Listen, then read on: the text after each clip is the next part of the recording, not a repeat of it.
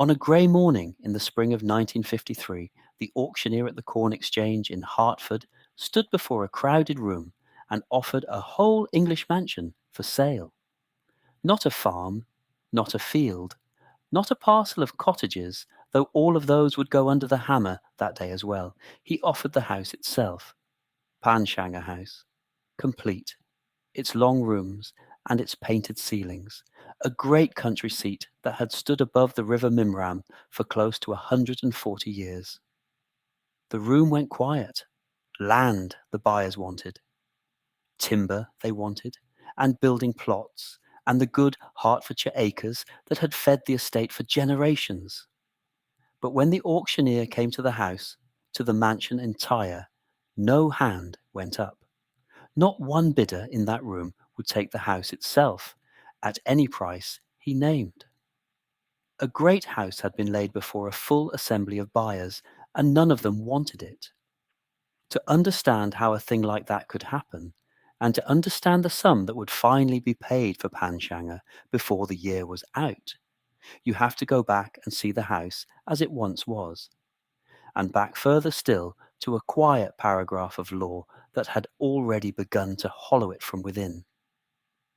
Panshanger House stood in the county of Hertfordshire, a few miles south of the town of Hertford, on rising ground above the little river Mimram. It was, by every account of the people who saw it in its prime, a complete great house in the fullest sense of that phrase. It had its staterooms and its family rooms, its picture gallery hung with paintings by the old masters, its long Gothic front looking out across a landscaped park of lakes and slopes and carefully placed trees. It was not a ruin dressed up for sale, not a shell, not a house that neglect had already half taken. On the eve of that 1953 auction, it was still, in its bones, a working mansion, the kind of building that a whole village of servants had once been needed to keep alive. This was the seat of the Cowper Earls, one of the great landowning families of the English shires, and for the better part of 2 centuries the name of Cowper and the name of Panshanger had meant the same thing. The house was the family made solid. It was where they were born, where they married, where they were mourned, an inheritance handed on from one generation to the next and worn smooth in the passing, the way a coin is worn smooth by 100 years of hands. That, in the end, is the heart of what happened to Panshanger, and to hundreds of houses like it. Everything about the great estate had been built to be inherited. The whole logic of it assumed that there would always be a son, or a nephew, or some cousin bearing the name, ready to take up the house and the land, and the duty of keeping them whole. For a long time that assumption held. Then, slowly, and then quickly, it stopped holding, and the line that ran through Panshanger narrowed until it came down to a single person. The 7th Earl Cowper, Francis Cowper, died in the year 1905. He left no son. With him, the earldom itself came to an end, one of those old titles simply extinguished for want of a male heir, and the estates that the Cowpers had gathered over generations were divided among his surviving kin. Panshanger, the house on the Mimram, passed to his niece, Ethel Grenfell, who is better remembered by the title she carried as a married woman, Ethel, Baroness Desborough. She was one of the most celebrated hostesses of her age, a woman at the centre of that brilliant Edwardian world of country house parties and clever talk, and for close to half a century she held Panshanger and kept its rooms alive. But the same thinning of the family that had ended the earldom followed her too. Baroness Desborough died in 1952, and when she died there was no one to follow her into the house. No son to inherit it, no heir to take up the name and the roof and the long park. The line that had built Panshanger and lived in it for generations simply ran out, and the great house came down, entire, upon nobody at all. It would be easy to tell this as a story of a family that faded, of an old line that dwindled and let its house go by mere sad neglect. That is not the story. The truth is harder and more deliberate than neglect. And it did not begin in the empty rooms of 1952. It began in a government office in the year 1894, in the careful wording of an Act of Parliament, and it wore the plain and forgettable name of estate duty. The Finance Act of 1894 was the work of Sir William Harcourt, Chancellor of the Exchequer in the Liberal government of the day. What it created was a single graduated tax on the whole capital value of a person's property at the moment it passed on their death. Land, houses, pictures, furniture, money, all of it gathered together and valued as one, and a slice of that total value taken by the state before the heir could inherit what was left. The public did not call it estate duty for long. Very soon, and ever after, people gave it the blunter name that everyone understood. They called it the death duties, and the name told you exactly what it did. When the head of a family died, the tax fell, and the bill had to be met before the inheritance could pass on whole. At its introduction in 1894, the duty was, by the standards of what would come, a modest thing. It was graduated, which is to say the rate climbed with the size of the estate, and at the very top, on the greatest fortunes of the land, on estates valued at more than £1 million, it reached 8%. 8% of the whole. For a family like the Cowpers, sitting on a house and a park and thousands of acres, that was a real charge, and a heavy one, but it was a charge that a great estate could carry. 8% could be found. It could be met out of a good year's rents, or by selling off some outlying farm, or a wood, or a few of the paintings that crowded the gallery walls. It stung, but it did not break. In those first years, few of the great families felt in that figure the thing it would one day become. It looked like one more burden among the many that came with owning half a county, a tax to be grumbled at and paid, and then forgotten until the next death in the family brought it round again. But the principle had been set, and the principle was the dangerous thing, not the rate. Parliament had established that when a great house passed from one generation to the next, the state would stand at the graveside and take its share of everything, valued to the last picture and the last acre. A rate written into law can be changed by a single line in a later budget, and 8% was only where the story started, not where it would end. The machinery was in place. All that remained was for the figure to be lifted, and for the sons who might have paid it to be taken away, and both of those things were coming. You can see, if you stand in one of those great houses in the years after 1894, the shape of what was gathering, even if no one living in it could yet name the danger. The rooms are still full. The dust sheets, when they go over the furniture at the end of the season, are folded back again when the family returns. But there is a version of that same house, only a few decades on, where the sheets go over the chairs and the pictures and the long tables and are never lifted again, where a whole mansion lies shrouded under white cloth like a body laid out beneath a winding sheet, waiting for a morning that has already, in truth, begun. That is where Panshanger was heading, and it was not headed there by accident, and it was not headed there alone. Across England, the same slow arithmetic was working on house after house, family after family, each of them assuming, as the Cowpers had assumed, that there would always be an heir and always be a way to pay. For now, at the very beginning of it, the figure sat quiet on the page. A tax nobody wanted. Name for the moment a family loses its head, set at a rate that the greatest estates could still absorb without giving up the house that gave the family its name.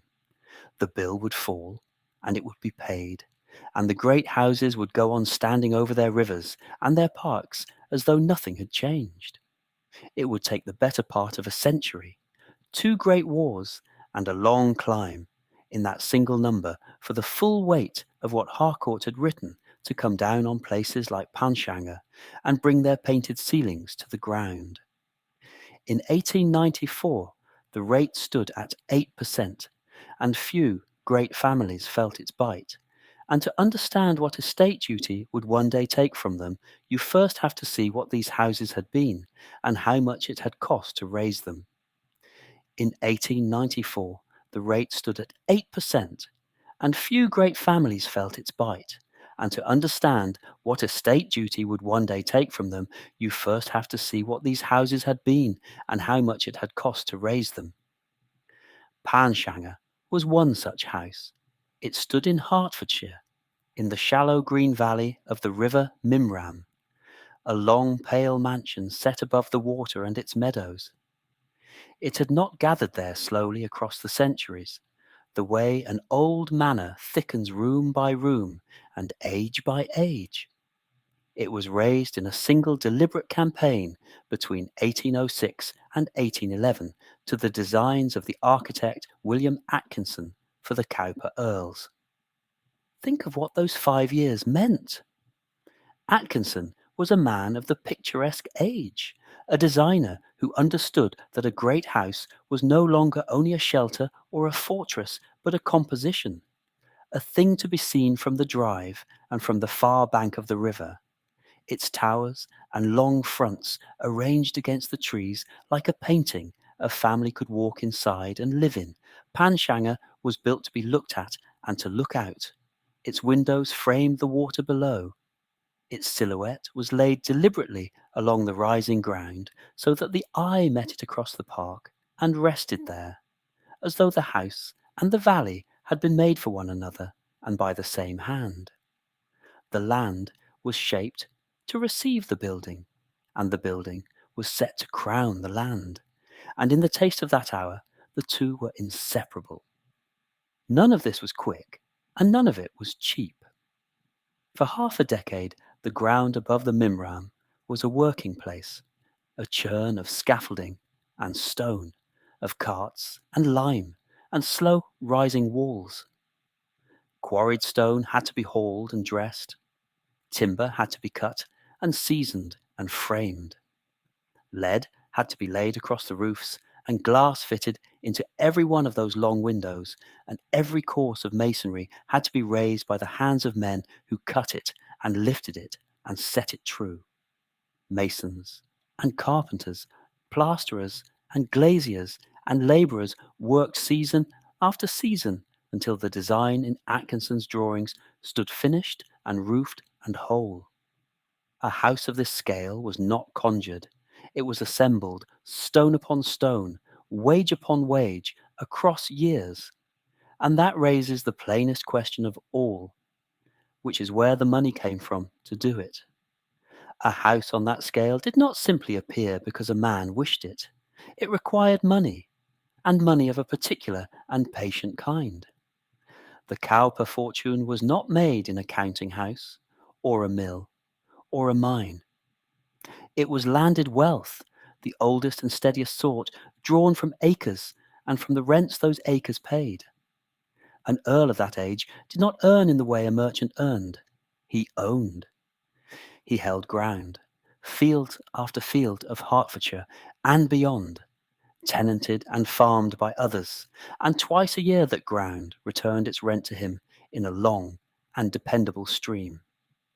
That stream was the true engine of the whole enterprise. Every wall Atkinson raised, every load of timber and lead and glass, every wage paid to the men who dressed and laid the stone, stood upon the rent of the land around it. You could say that the estate wealth was a scaffolding of rent and acreage holding the stone aloft, invisible beneath the finished house, yet bearing all of its weight, so that the mansion above the Mimram was not held up by its foundations alone, but by thousands of acres paying quietly in the background. A great house was only the visible tip of a far larger thing. Beneath the one building lay the many farms. Beneath the architecture lay the arithmetic of land. For a house like this was never a single object. It was the head of a whole body of ground. Around it and beyond it spread the estate, the farms and cottages and lanes, the tenants who ploughed and sowed and lambed and paid, generation after generation, into the hands of the family on the hill. Their labour turned the fields, and the fields turned a profit, and the profit climbed the valley to the great house as rent. The building at the top was grand and idle and beautiful. The land beneath it was busy and productive and vast, and it was the land, not the house, that made the wealth. The mansion simply spent it, gloriously in stone, and building the house was only the first cost. To keep it, to make it livable and warm and grand, took an economy of its own, a small society housed under and behind the great rooms. A mansion of this size ran on people. It ran on the live in servant class, the housekeepers and footmen, the cooks and maids and grooms and gardeners, who rose before the family and slept after them, who carried the coal and the hot water and the laden trays up the back stairs, who kept the fires lit and the silver bright, and the horses fed and the gravel raked. They were a permanent unseen population, dozens of them, living within the house and across the estate, and their work was the difference between a great house that functioned and a great house that stood cold and dark. The whole thing rested on a bargain that felt at the time as permanent as the hills.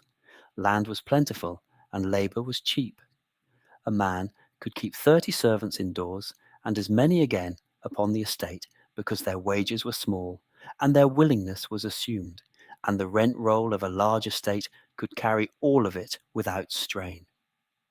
The machinery of labour and land turned beneath the architecture, unseen and unthanked, and so long as it turned, the house above it wanted for nothing.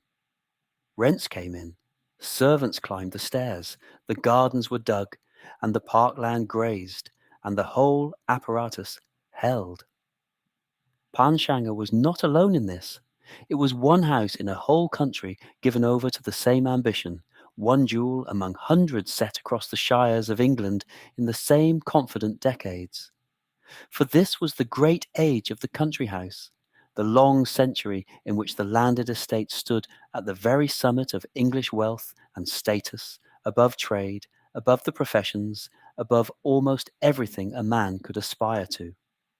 To own land and a great house upon it was to have arrived at the peak. It was the thing that fortunes made in other ways were spent to buy. The destination of ambition rather than its beginning. The proof that a family had risen as far as a family in England could rise. And these houses were built to say exactly that. They were built to declare, in stone and in scale, that a family had planted itself here and meant to stay. A house like Panshanger was a statement of permanence written across a landscape, an announcement that the Cowpers belonged to this valley and the valley to them, now and for as long as anyone living could imagine. The family's grip was pressed into the land like a wax seal into hot wax, deep and clean, and so it seemed, unbreakable, the shape of one dynasty stamped upon a whole stretch of country and set to hold. Underneath it all lay an assumption so complete that no one thought to name it. The men who raised these houses assumed that what they built would pass, whole and undivided, from father to son and son to grandson, down a line that would never break. The house would stand, the land would hold, the rents would come, the servants would keep climbing the back stairs, each heir would inherit the whole and hand it on entire. And the great house above the river would go on being the centre of its own small world, as it had been from the day Atkinson set down his drawings and the first stone was laid. This was the height. This was the world at its confident best, the landed estate at the peak of its long ascendancy, in the years when a family could raise a mansion in 5 seasons and never once doubt that it would outlast them by centuries. Panshanger above the Mimram was the proof of it, complete and roofed and full, the fruit of land and rent and cheap devoted labour, a golden age made solid and set upon a hill for all to see. But every height is measured from the fall that comes after it, and this one would fall further than any of them could have dreamed. The whole magnificent apparatus, the acres and the rents, the servants on the stairs, the long confident line of heirs stretching forward without end, was built upon conditions that would not last. It assumed cheap labour that would grow dear. It assumed sons who would always come home to inherit. It assumed a light and distant tax that would never bare its teeth. None of it was built to survive a century in which the heirs stopped coming home, and the 8% of 1894 swelled into something far more ruinous. None of it was built to survive a century in which the heirs stopped coming home, and the 8% of 1894 swelled into something far more ruinous. These houses had been raised on a single quiet assumption that there would always be a son to inherit, and after him a son of his, an unbroken thread of succession running forward as far as anyone cared to imagine. The whole system of the great estate depended on it. Primogeniture kept the land and the house together in one pair of hands down the generations, and it worked only so long as those hands kept being born and kept surviving to adulthood. Then came the Great War, and between 1914 and 1918, the thread was cut in 1,000 places at once. The men who should have inherited these houses went out to France and Flanders, and a great many of them never came back to claim what waited at home. The war fell hardest on exactly the class that filled these halls. Roughly 1 in 5 British and Irish peers and their sons who served were killed, against about 1 in 8 across all the men who wore the uniform. The junior officer leading his platoon over the parapet was very often the young man who would one day have taken the head of the table in a house like these. And he died at a rate that outran the ranks he led. The eldest son, the second son, held in reserve against disaster. The cousin, who was the last hope of a childless line, whole successions were thinned or ended in a single afternoon on the Somme or at Passchendaele.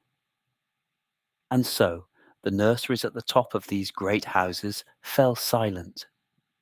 The cots stood in rooms that no fire would warm again, gathering frost through the winters, waiting for children who were never going to be laid in them, because the fathers those children needed were lying under white stones in another country. The tax was already waiting when the guns stopped, and it had been waiting since 1894. In that year, Sir William Harcourt, Chancellor of the Exchequer in a Liberal government, carried the Finance Act that created estate duty, a graduated tax charged on the whole capital value of an estate as it passed at death. At its introduction, it topped out at 8%, and only on the very largest fortunes, those worth more than £1,000,000. 8% was a bearable thing. A great family could meet it by selling an outlying farm or parting with a painting and carry on much as before. But estate duty did not stay at 8%. By 1919, with the war now to be paid for in money as it had been paid for in blood, the top rate on the largest estates had climbed toward 40%. It was lifted again in 1940, and the sources that describe that wartime rise speak of a jump from 50% to 65% in a single stroke. By the late 1940s, the rate on the greatest estates reached as high as 80%. The exact figure for any one year between those markers is not a thing to state too firmly, for the record shifts a little from telling to telling, but the direction of it never wavered once. In half a century, the ledger swung from 8% to 80, and every time a duke or an earl died, the state stood at the door with a larger claim than the time before. The death duty ledger closed on a family like the jaws of a trap, and it closed again at every funeral, so that a house unlucky enough to lose two owners within a few years could be charged twice over before the black had faded from the mourning cards. First the land went to raise the money, sold off field by field. Then the contents, the pictures and the silver and the libraries, went under the auctioneer's hammer. And when land and contents together could not cover the bill, there was nothing left to sell but the house itself. Yet it would be too simple to lay the whole ruin at the door of one tax, and the honest account keeps the other pressures in view. The land itself had stopped paying.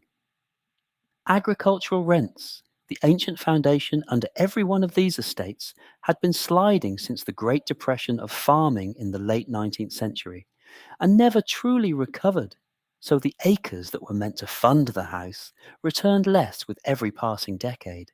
The people who ran these houses were vanishing too. The live-in servants, the footmen and housemaids and hallboys who made a house of 40 bedrooms possible at all, drifted away to factories and shops and better wages, and after 2 wars they did not come back into service in anything like the old numbers. Add the disruption of the wars themselves, the requisitioned houses filled with troops and school children and hospital beds, handed back cracked and worn, and the picture is complete. Death duties were the decisive blow, the cause named more often than any other when a family finally gave up, but they fell on estates already weakened by falling rents, vanished labour, and a world that had simply moved on. The tax was the through line of the story. It was never the whole of it. Follow that combination to its end, and you arrive at a house like Clumber, in Nottinghamshire, seat of the Dukes of Newcastle. The 7th Duke of Newcastle died in 1928, and Clumber House, a vast and famous pile set in one of the great parks of the Midlands, was closed up, its rooms shuttered, its future left to hang. For 10 years the family weighed what could be done with it, and found no answer that added up. A house like that cost a fortune simply to stand empty, the roof always needing lead, the damp always working inward, and no buyer came forward willing to take on such a burden whole. So, in 1938, the 9th Duke gave the order that no owner gives lightly. Clumber House was to be pulled down. The local newspaper, carrying the decision to its readers, described the demolition as one necessitated by heavy taxation. There it was, set in plain print in a provincial paper, the barest possible statement of what the century was doing to these houses. Not a fire, not a bankruptcy, not a scandal in the family, but taxation, named outright as the thing that brought a ducal seat to the ground. The wreckers came and did their work, and today almost nothing of Clumber House survives. A single fragment of the building still stands, and the great park around it passed in time to the National Trust. But the house the 7th Duke had shuttered in 1928 was gone by the end of the 30s, carted off as salvage and dressed stone. Clumber was the one the newspapers quoted, but it stood in for a great many others whose falls were quieter and are harder now to document with the same certainty. In Kent, Lullingston Castle was closed in 1931, its owner facing duties owed after a death in the family. In County Durham, Lambton Castle is said to have been shut up after something like £500,000 in death duties fell upon it through the successive deaths of the family's elders, a sum that in the money of the day was a fortune large enough to raise a whole town. In North Yorkshire, Hornby Castle was largely demolished around 1930 and its estate broken apart. In Hertfordshire, Ashridge Park was sold in 1929 and turned to new use as a college. These are the fainter names on the roll, remembered in a line or two rather than a chapter, and the details of each are best held a little loosely, for they rest on thinner evidence than Clumber's printed quote. But they belong here all the same, among many others like them, because it is the pattern that matters, the same shape repeating across county after county through the 20s and the 30s, house after house, closed, sold, stripped, or thrown down, as the same bill came due at the same door. And when the whole of it is gathered up, the scale is staggering. Across the 20th century, counting from 1900, roughly 1,200 English country houses were lost, demolished, pulled down, reduced to rubble and memory. 1,200 houses, each one the labour of years and the pride of a family, each one filled with the furniture and the portraits and the accumulated libraries of generations, gone within the span of a single lifetime. It was the great vanishing of English building, a destruction worked not by war or by an enemy's fire, but by the slow arithmetic of a tax and the pressures that gathered close around it, and it fell heaviest in the two waves that came after the two wars, when the heirs were fewest and the rates were steepest. The country quietly undid its own inheritance, house by house, and for a long time it happened so far out of sight in the columns of provincial papers and the ledgers of demolition men that hardly anyone stood back to count what was going until most of it was already down. And yet not every house in this story came down, because a handful of families found a stranger way out, and a few great houses were saved by the very tax that had flattened the rest.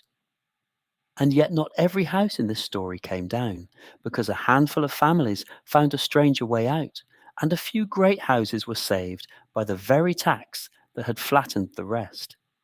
But before we walk through the houses that lived, we have to finish the one that did not, because Panshanger's end is the plainest lesson in the whole account, and it happened not in some distant boardroom, but in a market hall in a Hertfordshire town, at a public auction that anybody could have attended. The date was 1953. The place was the Corn Exchange in Hertford, a working market building of the sort where farmers bid on cattle and grain. And the lot on offer that day was a complete mansion, the house that William Atkinson had raised between 1806 and 1811 for the Cowper Earls, the house where Baroness Desborough had entertained prime ministers and poets until her death the year before. It was offered whole, roof and walls and staircases and all, and the extraordinary thing, the thing that tells you everything about the era, is that nobody in that room wanted it. Think about what that means. Not that nobody had the money. Hertford in 1953 had plenty of men who could raise a few £1,000s. It was that nobody wanted a great house on those terms, because a house like Panshanger was no longer an asset. It was a liability with a roof. Whoever bought it whole would inherit the heating bills, the roof repairs, the acres of lead and slate, and above all, the certainty that when they in turn died, the estate duty would fall on their heirs exactly as it had fallen here. The tax climate of the late 1940s and early 1950s had done something quiet and total. It had made the complete country house unsaleable, not cheap, unsaleable at any price a family could sensibly ask. And so the house did not sell to a buyer who would live in it. It sold to a man who would take it apart. For the sum of £17,750, Panshanger House passed to Richard Ashton, a demolition contractor and scrap merchant from Stoke Newington in London. He had not come to Hertford to move in. He had come to buy a building the way you buy a seam of stone or a heap of lead, for what could be stripped out of it and sold on. Across 1953 and into 1954, his men took the house down. It is worth being careful here about what actually happened, because it would be easy to tell this as a story of a family knocking down their own home to dodge a bill. And that is not what the record shows. Nobody demolished Panshanger to cheat the taxman. What happened was slower and sadder than that. The heir was gone. The buyer who would keep it whole did not exist because the tax had killed the market for such buyers. And once a house cannot be sold to be lived in, the only value left in it is the value of its materials. The demolition men went up onto the roof and stripped the lid back to its ribs, peeling the metal skin off the timbers until the frame stood bare against the Hertfordshire sky. And what had been a home became a quarry. Now turn to the houses that lived, because the same tax that emptied Panshanger saved others, and it saved them by a route that nobody had planned. Start with Hardwick Hall in Derbyshire, one of the most famous houses in England, the great Elizabethan prodigy house of glass and stone. In 1950, its owner, Edward, the 10th Duke of Devonshire, died suddenly. The duties reported on the Devonshire estate stood at 80%. 80% of one of the largest landed fortunes in the country, falling due at once on a death nobody had prepared for. The family could not simply write that cheque, but they could do something that the law by then allowed.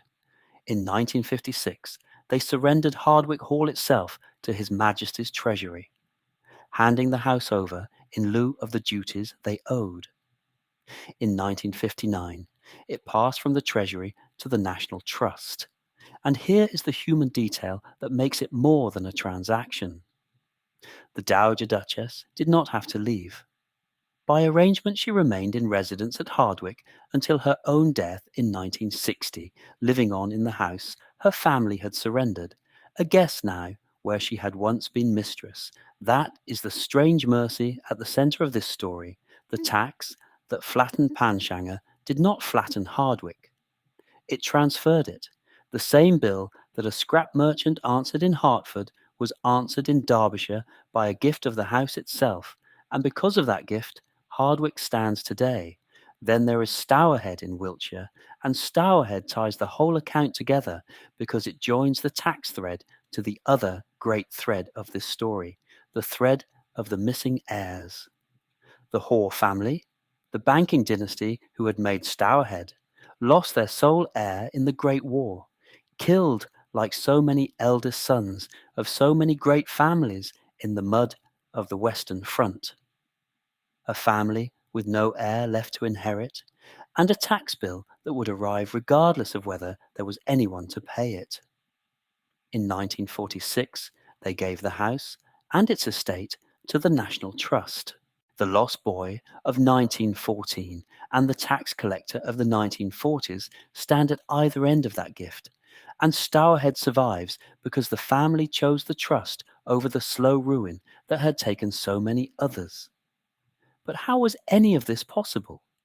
Why could the Devonshires and the Hoares hand a house to the nation and walk away clear when the Cowper inheritance at Panshanger simply dissolved? The answer is a piece of machinery built quietly across the 1930s, a rescue mechanism assembled almost by accident, called the National Trust Country House Scheme. It began with the tax law itself. The Finance Act of 1931 first exempted land given to the National Trust from death duties. That was the opening. Then the National Trust Act of 1937 went further, extending the exemption to furnished houses, provided the owner handed over not just the building, but an endowment to maintain it. Now the pieces fitted. A family drowning in duty could give the house, give an income to keep it, and in doing so, lift the tax off the rest of the estate. The house would survive, open to the public, and the family, often, could stay on as tenants in a wing of the home they had signed away. And the scheme had a human engine. A man who drove from house to house persuading frightened owners to take the leap. His name was James Lees Milne, and from 1936 to 1950 he served as secretary of the Trust's Country Houses Committee, with a break for war service between 1939 and 1941. It was Lees Milne who toured the shrinking, anxious owners of England's great houses through the war years and after, sitting in cold drawing rooms with families who could no longer afford to heat them, working out which houses could be saved and on what terms. Much of what the National Trust protects today passed through his negotiations. He was, in a real sense, the man who caught the houses as they fell. And then, after 80 years, the tax that had done all this simply ended. Under the Finance Act of 1975, a Labour government abolished estate duty and replaced it with a new levy, capital transfer tax. The specific regime that Sir William Harcourt had introduced in 1894 at 8%, that had climbed toward 80% by the late 1940s, that had emptied Panshanger and surrendered Hardwick and taken Clumber down for scrap, was gone. By the time it ended, the damage it had helped to do was already carved into the map of England in the roughly 1,200 country houses lost across the century, and in the empty parks where they had stood. Walk those parks today, and you can read the whole story in what was left behind, at Clumber in Nottinghamshire, of the vast ducal house the 9th Duke pulled down in 1938. Only Barry's study survives, kept now as a National Trust cafe where visitors drink tea in the one room the demolition men were told to spare. At Hardwick and at Stourhead, the houses stand whole and open, saved by surrender, welcoming the public into rooms their families gave up so the buildings could live. And at Panshanger, of the complete mansion that came down in 1953 and 1954, there remains a single structure. Not the house, not a wing of it, one garden building. The orangery survives, standing alone in what is now Panshanger Park, a public country park above the River Mimram, a single tooth left standing in an empty jaw where a great house used to be. Today, you can walk the public park at Panshanger and find, standing alone above the River Mimram, the single orangery the scrap merchant left behind, the last stone of a house that a tax, a war, and a century of change had emptied in one generation.